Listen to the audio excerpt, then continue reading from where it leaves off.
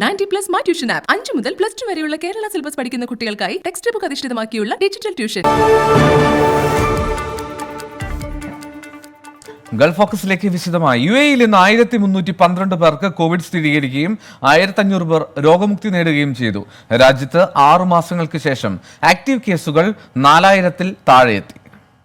രാജ്യത്ത് ഇന്ന് 1312 പേർക്ക് കൂടി കോവിഡ് സ്ഥിരീകരിച്ചതോടെ ആകെ വൈറസ് ബാധിച്ചവരുടെ എണ്ണം 1,30,336 കോവിഡ് ബാധിച്ച് ചികിത്സയിലുണ്ടായിരുന്ന 3 പേർ കൂടി മരിച്ചതോടെ കോവിഡ് ബാധിച്ച് മരിച്ചവരുടെ എണ്ണം 488 പ്രതിദിന കോവിഡ് പോസിറ്റീവ് കേസുകൾ ഉയർന്നു നിൽക്കുമ്പോഴും കഴിഞ്ഞ ഒരാഴ്ചയായി രോഗമുക്തി നേടുന്നവരുടെ എണ്ണത്തിലും രാജ്യത്ത് തുടർച്ചയായി തന്നെ വർധനവ് രേഖപ്പെടുത്തുന്നുണ്ട്.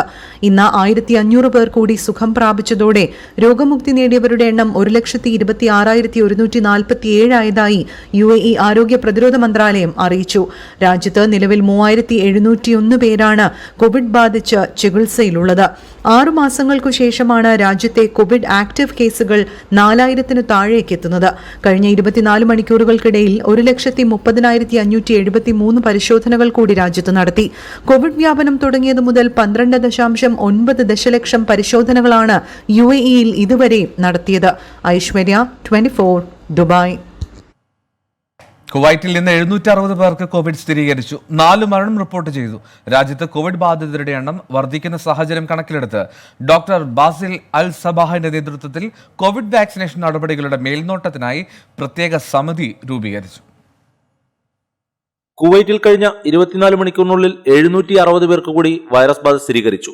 ഇതോടെ രാജ്യത്ത് വൈറസ് ബാധിച്ചവരുടെ ആകെ എണ്ണം 1,24,666 രോഗബാധ മൂലം വിവിധ ആശുപത്രികളിൽ ചികിത്സയിലായിരുന്ന 4 പേർക്ക് കൂടി ഇന്ന് ജീവൻ നഷ്ടമായി. ഇതോടെ വൈറസ് ബാധിച്ച് 63 മലയാളികളടക്കം മരിച്ചവരുടെ ആകെ എണ്ണം 767 ഉയർന്നു. അതേസമയം രോഗമുക്തി നേടിയവരുടെ കണക്ക് നോക്കിയാൽ 552 പേരാണ് ഇന്ന് രോഗമുക്തരായത്. ഇതോടെ രോഗമുക്തി നേടിയവരുടെ ആകെ എണ്ണം 1,15,475 നിലവിൽ 8,424 പേരാണ് ചികിത്സയിലുള്ളത്. ഇവരിൽ 104 പേർ തീവ്രപരിചരണ വിഭാഗത്തിലാണുള്ളത്. കഴിഞ്ഞ 24 മണിക്കൂറിനിടെ 8,147 പേരിൽ പരിശോധന നടത്തിയതായും ഇതുവരെയായി രാജ്യത്ത് 9,05,133 പരിശോധനകളാണ് നടത്തിയതെന്നും ആരോഗ്യ മന്ത്രാലയം അറിയിച്ചു. അതേസമയം രാജ്യത്ത് കോവിഡ് ബാധിതരുടെ എണ്ണം ദിനംപ്രതി വർദ്ധിക്കുന്ന സാഹചര്യം കണക്കിലെടുത്ത് ആരോഗ്യമന്ത്രി ഡോക്ടർ ബാസിൽ അൽ സബാഹിന്റെ അധ്യക്ഷതയിൽ കോവിഡ് വാക്സിനേഷൻ നടപടികൾക്ക് മേൽനോട്ടം വഹിക്കാനായി പ്രത്യേക സമിതി രൂപവൽക്കരിച്ചതായും മന്ത്രാലയ വൃത്തങ്ങൾ വ്യക്തമാക്കി. 24 കുവൈറ്റ്. സൗദി അറേബ്യയിൽ 435 കോവിഡ് കേസുകളും 15 മരണവും ഇന്ന് റിപ്പോർട്ട് ചെയ്തു. 8,114 പേരാണ് നിലവിൽ കോവിഡ് ചികിത്സയിലുള്ളത്. 435 കോവിഡ് കേസുകളും 455 രോഗമുക്തിയും 15 മരണവുമാണ് സൗദിയിൽ ഇന്ന് റിപ്പോർട്ട് ചെയ്തത്. കോവിഡ് കേസുകളുടെ എണ്ണം 3,46,482 രോഗമുക്തി നേടിയവരുടെ എണ്ണം 3,33,005 മരണസംഖ്യ 5,363 ഉയർന്നു. 96.11% രോഗമുക്തി നിരക്ക്. 8,114 പേരാണ് ഇപ്പോൾ ചികിത്സയിലുള്ളത്. ഇതിൽ 776 പേർ തീവ്രപരിചരണ വിഭാഗത്തിലാണ്. 55,907 സാമ്പിളുകൾ 24 മണിക്കൂറിനിടെ പരിശോധിച്ചു. പരിശോധിച്ച സാമ്പിളുകൾ ഇതോടെ 79,45,021 വർദ്ധിച്ചു. മദീനയിൽ 47 കോവിഡ് കേസുകളും 68 രോഗമുക്തിയും, മക്കയിൽ 46 കോവിഡ് കേസുകളും 74 രോഗമുക്തിയും, റിയാദിൽ 46 കോവിഡ് കേസുകളും 26 രോഗമുക്തിയും, യാംബുവിൽ 33 കോവിഡ് കേസുകളും 24 രോഗമുക്തിയും, ജിദ്ദയിൽ 10 കോവിഡ് കേസുകളും 9 രോഗമുക്തിയും ഇന്ന് റിപ്പോർട്ട് ചെയ്തു. 24 ജിദ്ദ. ഖത്തറിൽ 24 മണിക്കൂറിനിടെ 211 പേർക്ക് കൂടി കോവിഡ് സ്ഥിരീകരിച്ചു. ഇന്ന് രോഗം സ്ഥിരീകരിച്ചവരിൽ 36 പേർ മറ്റു രാജ്യങ്ങളിൽ നിന്നും എത്തിയവരാണ്. ഇന്ന് 240 പേർക്ക് രോഗം സുഖപ്പെട്ടതായും ഖത്തർ ആരോഗ്യ മന്ത്രാലയം അറിയിച്ചു. പുതുതായി രോഗം സ്ഥിരീകരിച്ചവരിൽ 175 പേർക്ക് സമ്പർക്കത്തിലൂടെയാണ് രോഗബാധയുണ്ടായത്. ഇതോടെ ഖത്തറിൽ കോവിഡ് പോസിറ്റീവായി തുടരുന്നവരുടെ എണ്ണം 2,795 കുറഞ്ഞു. ഖത്തറിൽ ഇന്ന് ഒരാൾ കൂടി കോവിഡ് ബാധിച്ചു മരിച്ചു. ആകെ മരണം 231. രാജ്യത്ത് ഇതുവരെ 1,29,124 പേർ രോഗമുക്തി നേടിയിട്ടുണ്ട്. 378 പേർ വിവിധ ആശുപത്രികളിൽ ചികിത്സയിലാണ്. 41 പേരാണ് തീവ്രപരിചരണ വിഭാഗത്തിലുള്ളത്. 1,44,000 പേരാണ് പുതുതായി കോവിഡ് പരിശോധന നടത്തിയത്. 9,65,389 പേരെ ഇതുവരെ കോവിഡ് പരിശോധനയ്ക്ക് വിധേയമാക്കി. സക്കരിയ സലാഹുദ്ദീൻ, 24 ദോഹ. ബഹ്റൈനിൽ 257 പേർക്ക് കൂടി കോവിഡ് സ്ഥിരീകരിച്ചു. ഇവരിൽ 88 പേർ പ്രവാസികളാണ്. 160 പേർക്ക് സമ്പർക്കത്തിലൂടെയും 9 പേർക്ക് യാത്രയിലൂടെയുമാണ് രോഗം പകർന്നത്. പുതിയതായി 276 പേർ സുഖം പ്രാപിച്ചതായി ആരോഗ്യ മന്ത്രാലയം അറിയിച്ചു. ഇതോടെ രാജ്യത്ത് രോഗമുക്തി നേടിയവരുടെ എണ്ണം 77,697 ഉയർന്നു. കോവിഡ് പ്രതിരോധ നിയമങ്ങൾ സംബന്ധിച്ച് പൊതുജനങ്ങൾക്കിടയിൽ ബോധവൽക്കരണം നടത്തുന്നതിനായി അബുദാബി പോലീസ് ക്യാമ്പയിൻ ആരംഭിച്ചു. സാമൂഹിക അകലം പാലിക്കുന്നതിനും ഒത്തുകൂടലുകൾ ഒഴിവാക്കുന്നതിനുമാണ് ക്യാമ്പയിൻ. സാമൂഹിക അകലം പാലിക്കേണ്ടതിന്റെ ആവശ്യകതയെക്കുറിച്ച് ജനങ്ങളെ ബോധവൽക്കരിക്കുന്നതിനും റെസിഡൻഷ്യൽ ഏരിയകളിൽ ഒത്തുചേരൽ തടയുന്നതിനുമായിട്ടാണ് അബുദാബി പോലീസ് ഫീൽഡ് ക്യാമ്പയിൻ ആരംഭിച്ചത്. കൊറോണ വൈറസ് വ്യാപനം പരിമിതപ്പെടുത്തുന്നതിനുള്ള മുൻകരുതൽ, പ്രതിരോധ നടപടികൾ എന്നിവ വർദ്ധിപ്പിക്കുന്നതിനുള്ള രാജ്യത്തിന്റെ ശ്രമങ്ങളിൽ എല്ലാവരും പങ്കാളികളാകണമെന്നും അധികൃതർ ഓർമ്മിപ്പിക്കുന്നു. ആളുകളുടെ നീക്കം സൂക്ഷ്മമായി പരിശോധിക്കുന്നതിനും ആവശ്യമായ ഉപദേശങ്ങൾ നൽകുന്നതിനും പൊതുജനാരോഗ്യ സുരക്ഷയും സംരക്ഷണവും ഉറപ്പാക്കുന്നതിനും കമ്മ്യൂണിറ്റി പോലീസ് നേതൃത്വത്തിൽ പെട്രോളിംഗ് നടത്തുന്നുണ്ട്. ഒട്ടേറെ മേഖലകളിൽ ഫീൽഡ് സന്ദർശനങ്ങളും നടത്തി. ജനങ്ങളുടെ ഒത്തുചേരലുകൾ ഒഴിവാക്കാനും സുരക്ഷാ അധികാരികളുമായി സഹകരിക്കാനും പോലീസ് ജനങ്ങളോട് അഭ്യർത്ഥിച്ചു. അലൈൻ പോലീസ് വകുപ്പ്, കമ്മ്യൂണിറ്റി പോലീസ് വകുപ്പ്, മുനിസിപ്പാലിറ്റി, ഗതാഗത വകുപ്പ് എല്ലാവരും ഒത്തുചേർന്നാണ് ഈ ക്യാമ്പയിൻ നടത്തുന്നത്. ഐശ്വര്യ, 24 അബുദാബി. കർശനമായ ആരോഗ്യ സുരക്ഷാ മാനദണ്ഡങ്ങളോടെ ദുബായ് മിറക്കിൾ ഗാർഡൻ നവംബർ 1 വീണ്ടും തുറക്കും. ലോകത്തിലെ ഏറ്റവും വലിയ പ്രകൃതിദത്ത പൂന്തോട്ടമായ ദുബായ് മിറക്കിൾ ഗാർഡന്റെ 9ാം സീസണാണ് ഇത്തവണത്തേത്. പ്രവൃത്തി ദിവസങ്ങളിൽ എല്ലാ ദിവസവും രാവിലെ 9 മുതൽ രാത്രി 9 വരെയും വാരാന്ത്യങ്ങളിലും പൊതു അവധി ദിവസങ്ങളിലും രാവിലെ 9 മുതൽ രാത്രി 11 വരെയും പാർക്ക് തുറന്നിരിക്കും. പ്രവേശന ടിക്കറ്റിന് മുതിർന്നവർക്ക് 55 ദിർഹവും 12 വയസ്സും അതിൽ താഴെയുമുള്ള കുട്ടികൾക്ക് 40 ദിർഹവുമാണ് നിരക്ക്. കുവൈത്തിൽ ഈ വർഷം 13,000 പ്രവാസികളെ നാടുകടത്തി. വിവിധ കുറ്റകൃത്യങ്ങളിൽ ഏർപ്പെട്ടവരും തൊഴിൽ നിയമലംഘനങ്ങളെ തുടർന്ന് പിടിയിലാവുകയും ചെയ്തവരുമാണ് ഇവർ. കഴിഞ്ഞ വർഷങ്ങളെ അപേക്ഷിച്ച് ഈ വർഷം നാടുകടത്തപ്പെട്ടവരുടെ എണ്ണം കുറവാണ്. കോവിഡ് പ്രതിസന്ധിയെ തുടർന്നാണ് ഈ വർഷം നാടുകടത്തപ്പെടുന്നവരുടെ എണ്ണത്തിൽ ഗണ്യമായ കുറവുണ്ടായത്. 2019 40,000 പേരെയാണ് നാടുകടത്തിയത്. ഖത്തറിൽ ഹോം ക്വാറന്റൈൻ നിയന്ത്രണങ്ങൾ ലംഘിച്ച് 4 പേരെ അറസ്റ്റ് ചെയ്തു. പൊതുജനങ്ങളുടെ ആരോഗ്യം ഉറപ്പുവരുത്തുന്നതിനും കോവിഡ് വ്യാപനം തടയുന്നതിനും ആരോഗ്യ മന്ത്രാലയം ഏർപ്പെടുത്തിയ നിർദ്ദേശങ്ങൾ പാലിക്കുന്നതിൽ വീഴ്ച വരുത്തിയതിനാണ് അറസ്റ്റ്. 4 ഖത്തറി പൗരന്മാരാണ് അറസ്റ്റിലായതെന്ന് പൊതുജനാരോഗ്യ മന്ത്രാലയത്തെ ഉദ്ധരിച്ച് ഖത്തർ ന്യൂസ് ഏജൻസി റിപ്പോർട്ട് ചെയ്തു. ഇവരെ തുടർ നടപടികൾക്കായി പബ്ലിക് പ്രോസിക്യൂഷന് കൈമാറും. ഒമാനിൽ അടുത്ത വർഷം മുതൽ വിദേശികളുടെ തൊഴിൽ വിസയ്ക്കായുള്ള ഫീസ് വർദ്ധിപ്പിക്കും. 5% ഫീസ് വർദ്ധിക്കുന്നത്. ഈ അധിക തുക സ്വദേശി തൊഴിലാളികൾക്കായി പുതിയതായി രൂപീകരിച്ച തൊഴിൽ സുരക്ഷാ സംവിധാനത്തിലേക്ക് മാറ്റിവെക്കുമെന്ന് തൊഴിൽ മന്ത്രാലയം ഉദ്യോഗസ്ഥനെ ഉദ്ധരിച്ച് പ്രാദേശിക മാധ്യമങ്ങൾ റിപ്പോർട്ട് ചെയ്തു. പുതിയതായി അനുവദിക്കുന്ന തൊഴിൽ പെർമിറ്റിനും കാലാവധി കഴിയുന്നവ പുതുക്കുന്നതിനും അധിക ഫീസ് നൽകേണ്ടി വരും. ഹൗസ് ഡ്രൈവർമാർ, വീട്ടുജോലിക്കാർ, കൃഷിത്തോട്ടക്കാർ തുടങ്ങിയ തസ്തികയിലേക്കുള്ള പെർമിറ്റുകൾ, മറ്റ് പ്രത്യേക തൊഴിൽ പെർമിറ്റുകൾ എന്നിവയ്ക്ക് ഈ വർധന ബാധകമായിരിക്കില്ല. സൗദി അറേബ്യയെ ലക്ഷ്യമാക്കി യമനിൽ നിന്ന് ഹൂതികൾ തൊടുത്ത ബാലിസ്റ്റിക് മിസൈൽ തകർത്തതായി സഖ്യസേന അറിയിച്ചു. ജനവാസ കേന്ദ്രങ്ങളെ ലക്ഷ്യമാക്കി ഹൂതികൾ നടത്തുന്ന ആക്രമണങ്ങൾക്ക് കണക്ക് ചോദിക്കുമെന്നും സഖ്യസേന മുന്നറിയിപ്പ് നൽകി. തെക്കുപടിഞ്ഞാറൻ അതിർത്തി നഗരമായ ജിസാനിലെ ജനവാസ കേന്ദ്രങ്ങൾ ലക്ഷ്യമാക്കിയാണ് ബാലിസ്റ്റിക് മിസൈൽ തൊടുത്തതെന്ന് സഖ്യസേനാ വക്താവ് കേണൽ തുർക്കിയൽ മാലിക് പറഞ്ഞു. ലക്ഷ്യം കാണുന്നതിനു മുമ്പ് വ്യോമ പ്രതിരോധ സേന മിസൈൽ ആകാശത്ത് തകർത്തു. ഇത് അപകടം ഒഴിവാക്കി.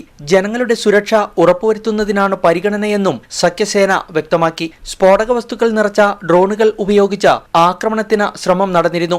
6 ഡ്രോണുകളാണ് സഖ്യസേന തകർത്തത്. തുടർന്നാണ് ഉഗ്ര നശീകരണ ശേഷിയുള്ള ബാലിസ്റ്റിക് മിസൈൽ തൊടുത്തതെന്നും സഖ്യസേന അറിയിച്ചു. ഇറാൻ പിന്തുണയോടെ ഹൂതികൾ സാധാരണക്കാരെയാണ് ലക്ഷ്യം വെക്കുന്നത്.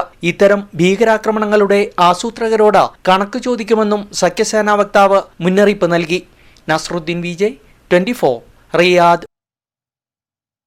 വീടുകൾക്ക് മുഴുവൻ സമയ നിരീക്ഷണ സംവിധാനം ഒരുക്കി ദുബായ് പോലീസ്. എമിറേറ്റിനെ കുറ്റകൃത്യ വിമുക്തമാക്കാനുള്ള നടപടികളുടെ ഭാഗമായിട്ടാണിത്.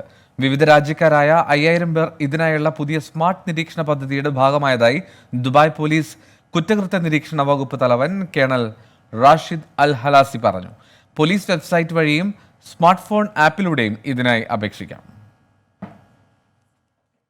ഷോപ്പിംഗ് നടത്തുന്ന ഉപഭോക്താക്കൾക്ക് ഇൻഷുറൻസ് പരിരക്ഷ ലഭിക്കുന്ന പദ്ധതിയുമായി സഫാരി ഗ്രൂപ്പ്. ലോയൽറ്റി കാർഡ് അംഗങ്ങളായ ഉപഭോക്താക്കൾക്കാണ് 5 ബില്യൺ ദിർഹം മൂല്യം വരുന്ന ലൈഫ് ഇൻഷുറൻസ് പദ്ധതി ഗ്രൂപ്പ് പ്രഖ്യാപിച്ചത്. മരണപ്പെടുന്ന പ്രവാസികളുടെ കുടുംബങ്ങൾക്ക് പരിരക്ഷ ലഭിക്കുന്ന തരത്തിലാണ് പദ്ധതി തയ്യാറാക്കിയിരിക്കുന്നത്. 1 ലക്ഷം ഉപഭോക്താക്കൾക്ക് പദ്ധതിയുടെ ആനുകൂല്യം ലഭിക്കും.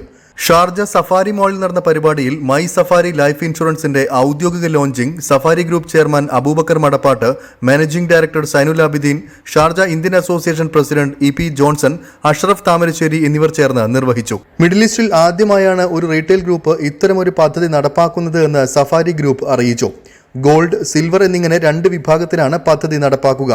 ഗോൾഡ് പ്ലാനിൽ 1 ലക്ഷം ദിർഹവും സിൽവർ പ്ലാനിൽ 6 ലക്ഷം ദിർഹവുമാണ് ലഭിക്കുക. മൃതദേഹം നാട്ടിലെത്തിക്കുന്നതിന് 10,000 ദിർഹം വരെയും ലഭിക്കും. പ്രതിമാസം 750 ദിർഹത്തിന് സാധനങ്ങൾ വാങ്ങുന്നവർ ഗോൾഡ് വിഭാഗത്തിലും പ്രതിമാസം 300 ദിർഹത്തിന് വാങ്ങുന്നവർ സിൽവർ വിഭാഗത്തിലും ഉൾപ്പെടുമെന്ന് സഫാരി ഗ്രൂപ്പ് ചെയർമാൻ അബൂബക്കർ മടപ്പാട്ട് പറഞ്ഞു. തീർച്ചയായിട്ടും ഇത് വളരെ സുതാര്യമായി ഒരു ഫണ്ട് ചാർജ് ചെയ്തുകൊണ്ട് ചെയ്യുന്ന ഒരു പദ്ധതിയല്ല. ഇത് തീർച്ചയായിട്ടും ജനങ്ങൾക്ക് എന്തെങ്കിലും സഹായം സഫാരി ഗ്രൂപ്പിൻ്റെ ഭാഗത്ത് നിന്ന് ചെയ്യുക എന്ന ഒറ്റ ലക്ഷ്യത്തോടു കൂടി മാത്രം ചെയ്യുന്ന ഒരു മാതൃകാപരമായ ഒരു പദ്ധതിയായിട്ടാണ് ഞങ്ങൾ ഇതിനെ കാണുന്നത്. ഷാർജ സഫാരി മാളിൽ വെച്ച് നടന്ന ചടങ്ങിൽ സഫാരി ഹ്യൂമാനിറ്റേറിയൻ അവാർഡ് വിതരണവും നടന്നു. കോവിഡ് പ്രതിരോധ രംഗത്ത് സജീവമായി പ്രവർത്തിച്ച സംഘടനകൾക്കും വ്യക്തികൾക്കുമാണ് അവാർഡ് നൽകിയത്. UAE KMCC, Sharjah Indian association എന്നിവയ്ക്കും സാമൂഹിക പ്രവർത്തകരായ അഷ്റഫ് താമരശ്ശേരി, ഈസ അനീസ്, നസീർ വാടാനപ്പള്ളി എന്നിവർക്കുമാണ് അവാർഡ് നൽകിയത്. 24 ഷാർജ. ബിനീഷ് കോടിയേരി. ബംഗളൂരു മയക്കുമരുന്ന് പണമിടപാട് കേസിൽ ബിനീഷ് കോടിയേരിയെ എൻഫോഴ്സ്മെന്റ് അറസ്റ്റ് ചെയ്തു. ഹോട്ടൽ ബിസിനസ്സിൽ ബിനീഷ് നിർദ്ദേശിച്ചതനുസരിച്ച് നിരവധി പേർ പണം നിക്ഷേപിച്ചുവെന്ന അനൂപ് മുഹമ്മദിന്റെ നിർണായക മൊഴിയാണ് ബിനീഷിന് കുരുക്കായത്. ബംഗളൂരു സിറ്റി സിവിൽ കോടതി 4 ദിവസത്തെ കസ്റ്റഡിയിൽ വിട്ട ബിനീഷിനെ ED വിശദമായി ചോദ്യം ചെയ്യും. എൻഫോഴ്സ്മെന്റ് ഡയറക്ടറേറ്റ് ചോദ്യം ചെയ്യലിന് ശേഷം NCB ബിനീഷിനെ കസ്റ്റഡിയിൽ ആവശ്യപ്പെടും. കേസിൽ 6ാം പ്രതിയാണ് ബിനീഷ്. രാവിലെ ആത്മവിശ്വാസത്തോടെ ED സോണൽ ഓഫീസിലെത്തിയ ബിനീഷിനെ അനൂപ് മുഹമ്മദിന്റെ മൊഴികൾ മുൻനിർത്തി തുടർച്ചയായ 3 മണിക്കൂർ ചോദ്യം ചെയ്യൽ. ഇതിനിടെ ബിനീഷിന്റെ മൊബൈൽ ഫോൺ ED കസ്റ്റഡിയിലെടുത്തു. അനൂപ് മുഹമ്മദിന് ബിനീഷ് പലരിൽ നിന്നായി സമാഹരിച്ചു നൽകിയ 50 ലക്ഷം രൂപയുടെ വിശദാംശങ്ങൾ തേടിയതോടെ ബിനീഷ് പ്രതിരോധത്തിൽ. പണം നൽകിയ 20 പേരുടെ മൊഴികൾ കൂടി ED നിരത്തിയതോടെ പ്രതിരോധം പൂർണ്ണമായി പാളി. 2:30 ബിനീഷിനെയും കൊണ്ട് ED സംഘം സിറ്റി സിവിൽ കോടതിയിലേക്ക്. മാജിസ്ട്രേറ്റിന് മുന്നിൽ ഹാജരാക്കിയ ED 4 ദിവസത്തെ കസ്റ്റഡി ആവശ്യപ്പെട്ട് അപേക്ഷ നൽകി. കസ്റ്റഡി അപേക്ഷയിലെ EDയുടെ ആവശ്യങ്ങൾ ഇങ്ങനെ: 1. അനൂപുമായി ഒന്നിച്ചുള്ള ചോദ്യം ചെയ്യലിന് ഇതുവരെ അവസരം ലഭിച്ചിട്ടില്ല. ഒരുമിച്ചിരുത്തി ചോദ്യം ചെയ്താലേ പണമിടപാട് സംബന്ധിച്ച് വ്യക്തത ലഭിക്കൂ. 2. കേസിന് സിനിമാ മേഖലയുമായി ബന്ധമുണ്ട്. ഇക്കാര്യങ്ങളിലും വ്യക്തത തേടണം. 3. അന്തർ സംസ്ഥാന ബന്ധവും കേസിനുള്ളതിനാൽ വിശദമായ ചോദ്യം ചെയ്യൽ വേണം. കസ്റ്റഡി അപേക്ഷ അംഗീകരിച്ച കോടതി ബിനീഷിനെ 4 ദിവസത്തെ കസ്റ്റഡിയിൽ വിട്ടു. മറ്റു നടപടികൾ പൂർത്തിയാക്കി ബിനീഷിനെ 5:30 സോണൽ ഓഫീസിലേക്ക് ചോദ്യം ചെയ്യലിനായി തിരികെ എത്തിച്ചു. നാളെയോ മറ്റന്നാളോ അനൂപുമായി ഒന്നിച്ചിരുത്തി ബിനീഷിനെ ചോദ്യം ചെയ്തേക്കും. ഇതിനിടെ നർക്കോട്ടിക്സ് കൺട്രോൾ ബ്യൂറോയും ബിനീഷിനെതിരെ ലഹരിക്കടത്ത് കേസിൽ കേസെടുക്കും. ED ചോദ്യം ചെയ്യലിന് ശേഷം NCB കസ്റ്റഡി അപേക്ഷ നൽകും. നാളെ അനൂപിനായി NCBക്ക് ED കസ്റ്റഡി അപേക്ഷയും നൽകും. ED കേസിൽ 6ാം പ്രതിയാണ് ബിനീഷ് കോടിയേരി. ഇത്തവണ അറസ്റ്റ് സൂചന പോലും ലഭിക്കാത്തതിനാൽ കാര്യമായ മുൻകരുതലുകളില്ലാതെയാണ് ബിനീഷ് കോടിയേരി ഇത്തവണ ചോദ്യം ചെയ്യലിന് എത്തിയത്. അറസ്റ്റ് നാടകീയമെന്ന് തോന്നിപ്പിച്ചെങ്കിലും അനൂപിന്റെയും ബിനീഷിന്റെയും മൊഴികളിലെ വൈരുദ്ധ്യം നേരത്തെ വായിച്ച ED അറസ്റ്റ് കൃത്യമായി കണക്ക് കൂട്ടിയതായിരുന്നു. 24 ബംഗളൂരു. ബിനീഷ് കോടിയേരിയുടെ അറസ്റ്റിൽ സർക്കാരിനെയും CPIMനെയും പ്രതിരോധത്തിലാക്കി പ്രതിപക്ഷം. മുഖ്യമന്ത്രിയുടെയും കോടിയേരി ബാലകൃഷ്ണന്റെയും നേതൃത്വത്തിലുള്ള കൊള്ളസംഘമാണ് കേരളം ഭരിക്കുന്നതെന്ന് പ്രതിപക്ഷ നേതാവ് രമേശ് ചെന്നിത്തല ആരോപിച്ചു. CPIM ജനങ്ങളോട് വിശദീകരിക്കണമെന്ന് BJP ആവശ്യപ്പെട്ടു. എന്നാൽ ബിനീഷ് കോടിയേരിയുടെ അറസ്റ്റിൽ CPIMന് ധാർമ്മിക ഉത്തരവാദിത്തമില്ല എന്നായിരുന്നു LDF കൺവീനറുടെ പ്രതികരണം. ബംഗളൂരു ലഹരിക്കടത്ത് കേസിൽ ബിനീഷ് കോടിയേരിയെ എൻഫോഴ്സ്മെന്റ് അറസ്റ്റ് ചെയ്തതോടെ സർക്കാരിനെയും CPIMനെയും ആക്രമിക്കാൻ മറ്റൊരു ആയുധം കൂടി വീണുകിട്ടി പ്രതിപക്ഷത്തിന്. സ്വർണ്ണക്കടത്ത് കേസും ലഹരിമരുന്ന് കേസും തമ്മിൽ ബന്ധമുണ്ടെന്നും CPIM സംസ്ഥാന സെക്രട്ടറിയുടെ വീട്ടിൽ ലഹരി കച്ചവടമാണ് നടക്കുന്നതെന്നും രമേശ് ചെന്നിത്തല ആരോപിച്ചു. എന്തായി നമ്മുടെ നാട്ടിൽ നടക്കുന്നത്? മുഖ്യമന്ത്രി പിണറായി വിജയനും പാർട്ടി സെക്രട്ടറി കോടിയേരി ബാലകൃഷ്ണനും ചേർന്നുള്ള ഒരു കൊള്ളസംഘമാണോ കേരളം ഭരിക്കുന്നത്? ഈ അധോലോക പ്രവർത്തനങ്ങൾക്ക് നേതൃത്വം കൊടുക്കാൻ ഈ പാർട്ടിക്ക് എങ്ങനെ കഴിയുന്നു? ഈ പാർട്ടിയുടെ നേതാക്കന്മാർ ആരെയാണ് സംരക്ഷിക്കുന്നത്? ബിനീഷ് കോടിയേരിക്ക് CPIMുമായി ബന്ധമില്ലെന്ന് പറയുന്നത് അടിസ്ഥാനരഹിതമാണെന്ന് KPCC അധ്യക്ഷൻ മുല്ലപ്പള്ളി രാമചന്ദ്രൻ. അന്താരാഷ്ട്ര മയക്കുമരുന്ന് മാഫിയുമായിട്ടാണ് സാക്ഷാൽ പാർട്ടി സെക്രട്ടറിയുടെ മകനുള്ള ബന്ധം. ആ ബന്ധം ഓരോ ദിവസം കഴിയുന്തോറും അത് തെളിഞ്ഞു വരികയാണ്. CPM ജനങ്ങളോട് മാപ്പ് പറയണമെന്ന് കേന്ദ്രമന്ത്രി വി മുരളീധരൻ ആവശ്യപ്പെട്ടു. ബിനീഷിനെതിരായ കേസ് കർണാടകയിലായതുകൊണ്ടാണ് ഇത്തവണ ഒതുക്കി തീർക്കാൻ സാധിക്കാതെ പോയത്. സ്വർണ്ണക്കള്ളക്കടത്ത്, മയക്കുമരുന്ന്, പണം, കള്ളപ്പണം വെളുപ്പിക്കൽ തുടങ്ങിയിട്ടുള്ള കാര്യങ്ങൾ ഇതുമായിട്ടാണ് ഇപ്പോൾ മാർക്സിസ്റ്റ് പാർട്ടിയുടെ നേതാക്കന്മാരും അവരുടെ കുടുംബാംഗങ്ങളും ഒക്കെ പോയിക്കൊണ്ടിരിക്കുന്നത്. അതുകൊണ്ട് മാർക്സിസ്റ്റ് പാർട്ടി കേരളത്തിലെ ജനങ്ങളോട് ഇത്രയും കാലം നടത്തിയ വഞ്ചനയ്ക്ക് മാപ്പ് പറയണം. കോടിയേരി ബാലകൃഷ്ണൻ പാർട്ടി സെക്രട്ടറി സ്ഥാനം ഒഴിയണമെന്ന് BJP സംസ്ഥാന അധ്യക്ഷൻ K. സുരേന്ദ്രൻ ആവശ്യപ്പെട്ടു.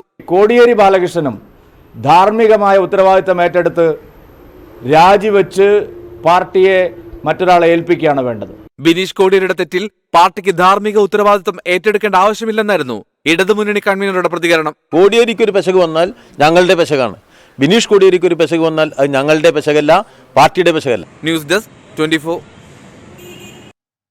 എൻഫോഴ്സ്മെന്റ് കേസിൽ M. ശിവശങ്കറിനെ 7 ദിവസത്തേക്ക് കസ്റ്റഡിയിൽ വിട്ടു. കേസിൽ ശിവശങ്കർ 5ാം പ്രതിയാണ്. കസ്റ്റഡിയിൽ മാനസിക പീഡനമാണെന്നും കടുത്ത ആരോഗ്യ പ്രശ്നങ്ങളുണ്ടെന്നും ശിവശങ്കർ കോടതി അറിയിച്ചു. ആവശ്യമെങ്കിൽ കസ്റ്റഡിയിൽ ചികിത്സ നൽകണമെന്ന് എറണാകുളം പ്രിൻസിപ്പൽ സെഷൻസ് കോടതി അറിയിച്ചു. തിരുവനന്തപുരം സ്വർണ്ണക്കള്ളക്കടത്ത് കേസിലെ പ്രതികൾക്ക് കള്ളപ്പണം വെളുപ്പിക്കാൻ സഹായിച്ച കേസിൽ 5ാം പ്രതി M. ശിവശങ്കറിനെ രാവിലെ 10:30 എറണാകുളം പ്രിൻസിപ്പൽ സെഷൻസ് കോടതിയിൽ ഹാജരാക്കിയത്. ശിവശങ്കർ അന്വേഷണവുമായി സഹകരിക്കുന്നില്ലെന്നും സുപ്രധാന ചോദ്യങ്ങളോട് പ്രതികരിക്കുന്നില്ലെന്നും ചൂണ്ടിക്കാട്ടി 14 ദിവസത്തേക്ക് എൻഫോഴ്സ്മെന്റ് ഡയറക്ടറേറ്റ് കസ്റ്റഡിയിൽ ആവശ്യപ്പെട്ടു. കസ്റ്റഡിയിൽ വിടുന്നതിനെ എതിർക്കാതിരുന്ന ശിവശങ്കറിന്റെ അഭിഭാഷകൻ 2 ആഴ്ച കസ്റ്റഡിയിൽ നൽകരുതെന്ന് കോടതിയിൽ പറഞ്ഞു. കസ്റ്റഡി 14 ദിവസം ചോദിച്ചു, 14 ദിവസം കൊടുക്കാൻ പറ്റില്ല എന്ന് പറഞ്ഞു. അദ്ദേഹം ഹോസ്പിറ്റലിൽ നിന്ന് പിടിച്ചു വലിച്ചുകൊണ്ട് വന്നതാണ്. അപ്പൊ അതിന്റെ ട്രീറ്റ്മെന്റ് കൊടുക്കണമെന്ന് പറഞ്ഞു. ആ കാര്യങ്ങളെല്ലാം കോടതി ആക്സെപ്റ്റ് ചെയ്തിട്ടുണ്ട്. തുടർന്ന് ജഡ്ജി വിധി പറയാനൊരുങ്ങവേ തനിക്ക് കോടതിയോട് ചിലത് ബോധിപ്പിക്കാനുണ്ടെന്ന് പ്രതിക്കൂട്ടിൽ നിന്ന് ശിവശങ്കർ പറഞ്ഞു. തന്റെ അടുത്ത് വന്ന് സംസാരിക്കാൻ ജഡ്ജി അദ്ദേഹത്തിന് അനുമതി നൽകി. 3 കാര്യങ്ങളാണ് ശിവശങ്കർ കോടതിയെ അറിയിച്ചത്. 2 ആഴ്ചയായി കടുത്ത നടുവേദനയ്ക്ക് ആയുർവേദ ചികിത്സ നടത്തിവരികയാണ്. നിലവിൽ തിരുവനന്തപുരത്ത് ചികിത്സയിലിരിക്കുമ്പോഴാണ് തന്നെ ബലമായി കസ്റ്റഡിയിലെടുത്തത്. ഈ സാഹചര്യത്തിൽ കസ്റ്റഡി കാലാവധിയിൽ ആയുർവേദ ചികിത്സയ്ക്ക് സൗകര്യമൊരുക്കണം. അന്വേഷണവുമായി സഹകരിക്കുന്നില്ലെന്ന വാദം ശരിയല്ല. നിലവിൽ 106 മണിക്കൂർ വിവിധ ഏജൻസികൾ തന്നെ ചോദ്യം ചെയ്തിട്ടുണ്ടെന്നും ശിവശങ്കർ പറഞ്ഞു. ശിവശങ്കറിന്റെ ഈ ആവശ്യങ്ങൾ കൂടി പരിഗണിച്ചുകൊണ്ടാണ് കോടതി റിമാൻഡ് അനുവദിച്ചത്. ശിവശങ്കറിനെ 7 ദിവസത്തേക്ക് EDയുടെ കസ്റ്റഡിയിൽ വിട്ട കോടതി ചില കർശന ഉപാധികളും മുന്നോട്ട് വെച്ചു. രാവിലെ 9-നും വൈകിട്ട് 6-നിടയിലും മാത്രമേ ചോദ്യം ചെയ്യാൻ പാടുള്ളൂ. ഓരോ 3 മണിക്കൂർ കഴിയുമ്പോഴും 1 മണിക്കൂർ വിശ്രമം അനുവദിക്കണം. ഭാര്യ, സഹോദരൻ, അനന്തരവൻ എന്നിവരെ കാണാൻ അനുവദിക്കണം. ചോദ്യം ചെയ്യലിനിടയിൽ ആയുർവേദ ചികിത്സ ഉറപ്പാക്കണം. വൈകിട്ട് 6 മണിക്ക് ശേഷം ഇതിനായി ഡോക്ടറെ കാണാൻ അനുവദിക്കുക. എന്നാൽ ശിവശങ്കറിന് ഗുരുതരമായ ആരോഗ്യ പ്രശ്നങ്ങളില്ലെന്നായിരുന്നു ED special prosecutor S. Unnikrishnan പറഞ്ഞത്. ഒന്നുമില്ല, യാതൊരു ഗുരുതര പ്രശ്നമില്ല. ശിവശങ്കർ ഭക്ഷണം കഴിക്കാൻ വിസമ്മതിക്കുന്നുണ്ടെന്നും ഇത് ചോദ്യം ചെയ്യലിനെയും അദ്ദേഹത്തിന്റെ ആരോഗ്യത്തെയും ബാധിക്കുമെന്ന് ED അഭിഭാഷകൻ കോടതിയുടെ ശ്രദ്ധയിൽപ്പെടുത്തി. 7 ദിവസത്തെ കസ്റ്റഡിയിൽ ഉപാധികളോടെ മാത്രമേ M. ശിവശങ്കറിനെ എൻഫോഴ്സ്മെന്റ് ഡയറക്ടറേറ്റിന് ചോദ്യം ചെയ്യാൻ കഴിയൂ.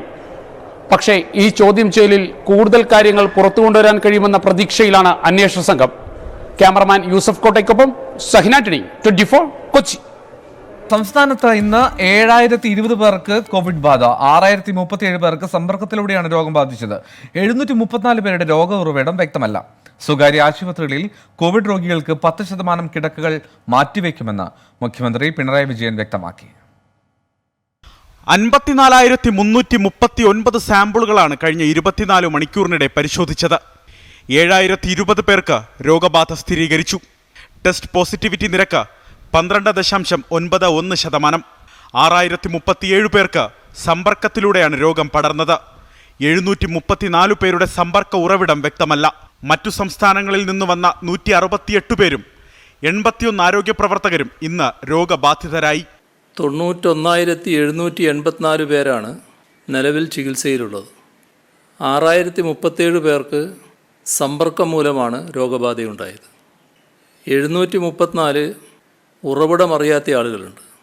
രോഗബാധ സ്ഥിരീകരിച്ചവരിൽ 81 പേർ ആരോഗ്യ പ്രവർത്തകരാണ്.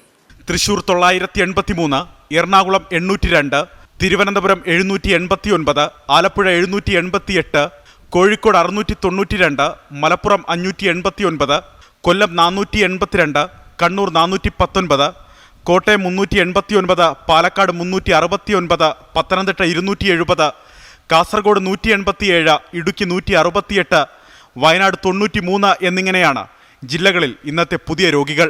കോവിഡ് ബാധിച്ച് 26 പേർ കൂടി മരിച്ചതായി സർക്കാർ സ്ഥിരീകരിച്ചു. 8474 പേർ ഇന്ന് രോഗമുക്തരായി. ടെസ്റ്റിംഗ് നിരക്ക് കൂട്ടുന്നതിനായി പൊതുസ്ഥലങ്ങളിൽ കിയോസ്കുകൾ സ്ഥാപിക്കുമെന്ന് മുഖ്യമന്ത്രി പറഞ്ഞു. 24 തിരുവനന്തപുരം. പുൽവാമ ഭീകരാക്രമണത്തിൽ പാകിസ്ഥാന്റെ പങ്ക് സ്ഥിരീകരിച്ച് പാക് മന്ത്രി ഫവാദ് ചൗധരി പുൽവാമ ആക്രമണം ആസൂത്രണം ചെയ്തതും നടപ്പിലാക്കിയതും പാകിസ്ഥാനാണെന്നാണ് ഇമ്രാൻഖാൻ മന്ത്രിസഭയിലെ അംഗമായ ഫവാദ് ചൗധരി പാക് ദേശീയ അസംബ്ലിയിൽ വെളിപ്പെടുത്തിയത്. പുൽവാമ ഭീകരാക്രമണം ഇമ്രാൻഖാന്റെ നേട്ടമാണെന്നായിരുന്നു ചൗധരിയുടെ വെളിപ്പെടുത്തൽ. ഇന്ത്യക്കാരെ അവരുടെ വീട്ടിൽ വെച്ച് തന്നെ തട്ടി. പുൽവാമ ഞങ്ങളുടെ നേട്ടമാണ്. ഇമ്രാൻഖാന്റെ നേതൃത്വത്തിലുള്ള ജനങ്ങളുടെ വിജയമാണ്. നിങ്ങളും ഞങ്ങളും ആ വിജയത്തിന്റെ ഭാഗമാണ്. ഇതായിരുന്നു പാക് മന്ത്രി ഫവാദ് ചൗധരിയുടെ പ്രസ്താവന. 2 വർഷത്തിനു ശേഷം പാക് മന്ത്രി തന്നെയാണ് ഇക്കാര്യം പാക് ദേശീയ അസംബ്ലിയിൽ പറഞ്ഞിരിക്കുന്നത്. हमने हिंदुस्तान को घुस के मारा है जनाब स्पीकर वहां पे, और पुलवामा में जो कामयाबी है, पुलवामा में जो हमारी कामयाबी है, वो इमरान खान की क़यादत में इस कौम की कामयाबी है. उसके हिस्सेदार आप भी सब हैं, उसके हिस्सेदार हम भी सब हैं. എന്നാൽ പ്രസ്താവന ബഹളത്തിന് കാരണമായതോടെ മന്ത്രി തന്നെ പ്രസ്താവന മാറ്റിമറിക്കാൻ ശ്രമം നടന്നു. പുൽവാമ ആക്രമണത്തിന് പിന്നിൽ പാകിസ്ഥാനാണെന്ന സംശയം ഇന്ത്യ നേരത്തെ ഉയർത്തിയതാണ്. എന്നാൽ ഇക്കാര്യം പാകിസ്ഥാൻ അംഗീകരിക്കാൻ തയ്യാറായിരുന്നില്ല. ഇന്ത്യൻ വ്യോമസേനാ പൈലറ്റ് അഭിനന്ദൻ വർദ്ധമാനെ വിട്ടയച്ചത് ഇന്ത്യ ആക്രമിക്കുമെന്ന ഭയത്താലാണെന്ന് പാകിസ്ഥാൻ മുസ്ലിം ലീഗ് നേതാവ് ആയാസ് സാദിഖ് പാക് പാർലമെന്റിൽ പറഞ്ഞത് ഇന്നലെ പുറത്തുവന്നിരുന്നു. തീവ്രവാദത്തെ വളർത്തുക എന്നതാണ് പാകിസ്ഥാന്റെ ലക്ഷ്യമെന്നും പാകിസ്ഥാന്റെ ഇടപെടലുകൾ മറച്ചുവെക്കാൻ കഴിയുന്നതല്ലേയെന്നും ഇന്ത്യൻ വിദേശകാര്യ മന്ത്രാലയം പ്രതികരിച്ചു. 24 ഡൽഹി. ഫ്രാൻസിലെ നീസ് നഗരത്തിൽ നോത്രദാം കത്തീഡ്രലിന് സമീപമുണ്ടായ ഭീകരാക്രമണത്തിൽ 3 പേർ കൊല്ലപ്പെട്ടു. അക്രമി കത്തി ഉപയോഗിച്ചാണ് ആക്രമണം നടത്തിയത്. ഒരു സ്ത്രീയെ കഴുത്തറുത്ത് കൊലപ്പെടുത്തിയ അക്രമി 2 പേരെ കുത്തിക്കൊന്നു. അക്രമിയെ പോലീസ് അറസ്റ്റ് ചെയ്തു. സംഭവം ഭീകരാക്രമണമാണെന്ന് നീസ് മേയർ ക്രിസ്ത്യൻ എസ്ട്രോസി പറഞ്ഞു.